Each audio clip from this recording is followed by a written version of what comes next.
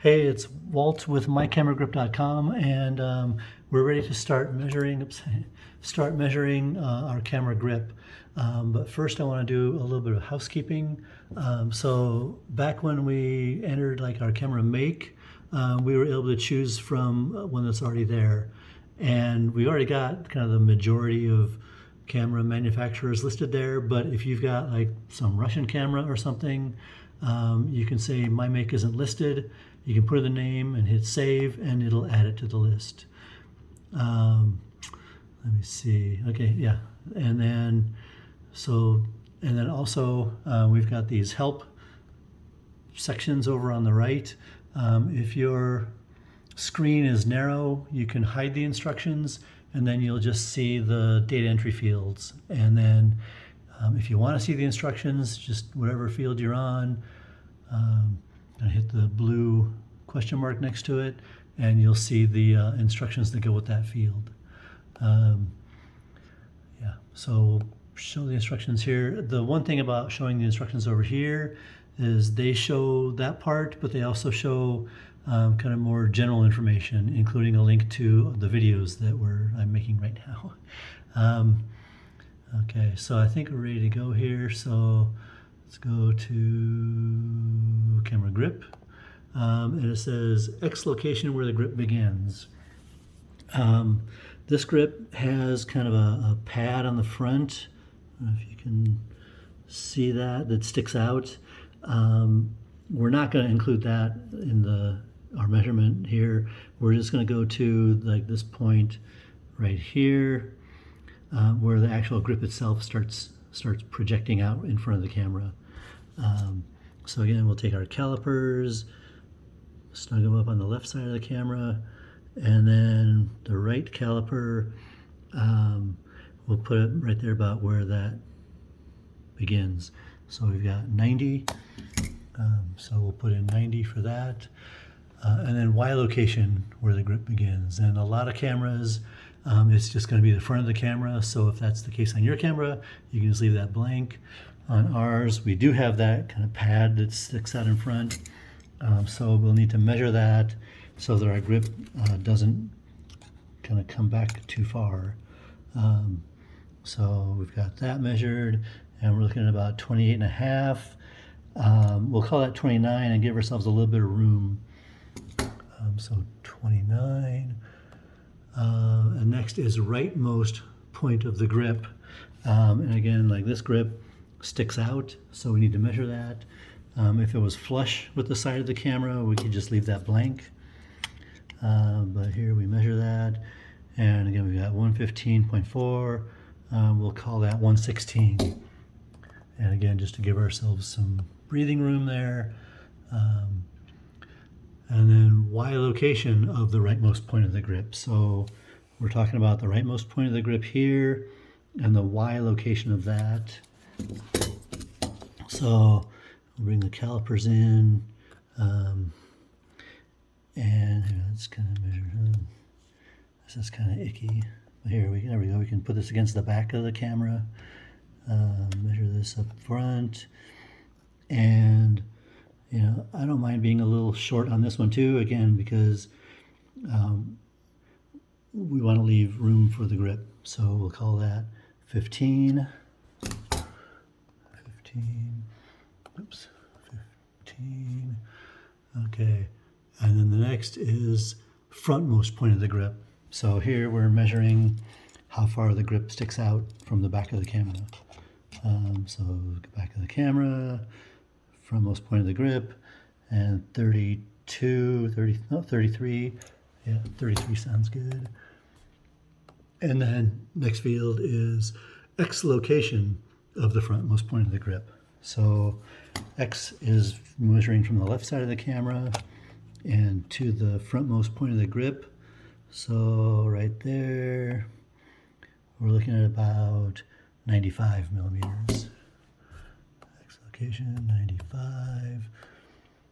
And then it's asking for the Z location of the bottom of the grip. So we've got the grip kind of is up above the bottom of the camera. So if we put we've got this thing here we can use to measure. So put one side over on the grip and the other side over here on the back of the camera, like so. I measure that, and it's 3.6. I'm going to call that 3 again, so that we leave it's our cutout that we put on make on the back of our grip leaves room for the actual grip. So Z location is 3, and then Z location of the top of the grip. And this grip doesn't go all the way to the top of the camera, so we need to measure that also. So we'll take top of the grip here, and then the bottom of the camera there, and we're looking at 48.8. We'll call that 49, again, just to make some room. And then, okay, that's our grip. And then we've got the battery access hole. And so a lot of cameras on the bottom, they have a battery access hole.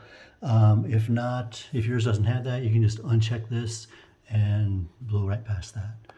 But ours does. So first, to get the battery hole start X, we're gonna come over here and measure using the stick on the end of the calipers. We'll start at, we'll take it into the calipers and put them on the left side of the camera, and then push the stick over until it just touches the camera door, the battery door, right there. And because it's kind of angled and our grip is going to have some thickness to it, so we've got 66 over here. I might call that 65, just to allow for that. And then we have battery hole end X. So we want to take from the left side of the camera over to the end of the battery door. And here you notice I'm leaving some room there. So so the battery door can open and close freely without bumping into our plate. So we're looking at 110, 111. Put that in. And then we have the battery hole start Y. And so that's from the back of the camera to where the battery hole starts. And again, you want to leave some breathing room there. So 3.8, let's see where we're looking at here. That's good. So 3.0, actually if I bring it up to 4, that's also good. So yeah, we can call that 4. Okay, start Y4. And then the battery hole end Y, so that's the other side of the battery hole. And with the camera kind of being right here and the battery door right here, we don't have a lot of wiggle room there. So we'll put the caliper on the back of the camera, put the other caliper jaw kind of close there. We're looking at 25.7, so 26. And then we can go back and look at the camera depth. Camera depth 27, so we're only leaving like 1 millimeter for that, but we should be okay there. We should be okay.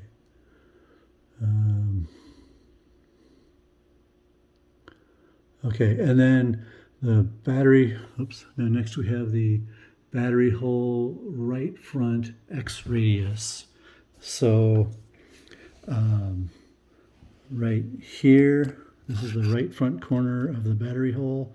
You see there's kind of a curve to it, or a chamfer to it, but so we'll measure that. Just scrunch down here. And so we'll look at that there. And again, like with corner radius things, it's kind of better to be on the small side instead of the large side. So we'll put the 2.7, we'll put in 3 there because we're the calipers are pretty tight there. Maybe we can do 2.3, maybe we can do 2.5. So I'll do 2.5. And then if you look at these chamfers on the battery door, they look the same to me all the way around. So I'm just going to put in 2.5 for all 4 measurements there. 2.5, 2.5, and 2.5. Okay, so that's it. We've measured the grip, and we've measured the battery hole access door. So right now we can save if we want to, just to save our work, and then come back into it again for the next part. Thanks, bye.